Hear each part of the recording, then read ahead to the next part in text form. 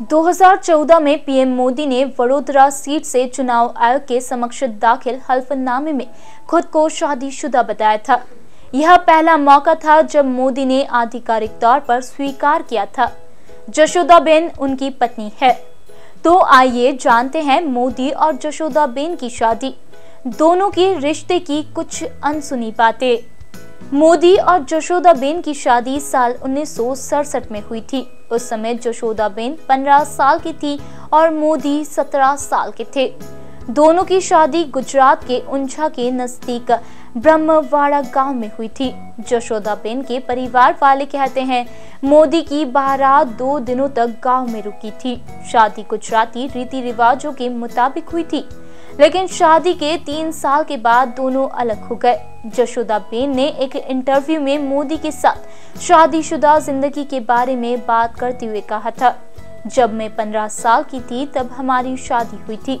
जब मैं उनके घर गई तो मैंने पढ़ाई छोड़ दी थी। वो कहते थे मैं अपनी पढ़ाई पूरी करूं।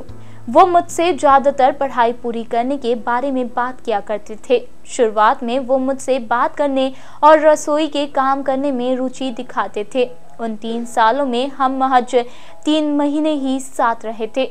हम सौहार्द से अलग हुए थे, जिसके बाद हम कभी भी संपर्क में नहीं रहे। हमारे बीच कभी भी झगड़ा नहीं हुआ। आज तक उनकी तरफ से कोई संपर्क नहीं हुआ है। मोदी से अलग होने के बाद जशोदाबेन ने धोलका से अपनी पढ़ाई पूरी की और सरकारी स्कूल में टीचर की नौकरी से 2009-10 में सेवानिवृत्त हुई।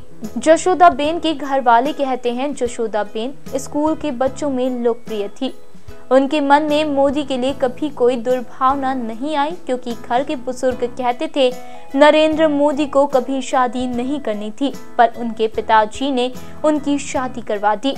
जशोदाबेन के छोटे भाई कमलेश मोदी कहते हैं जशोदाबेन नरेंद्र मोदी के बारे में अखबार में और न्यूज चैनल में रोज खबरें देखा करती है।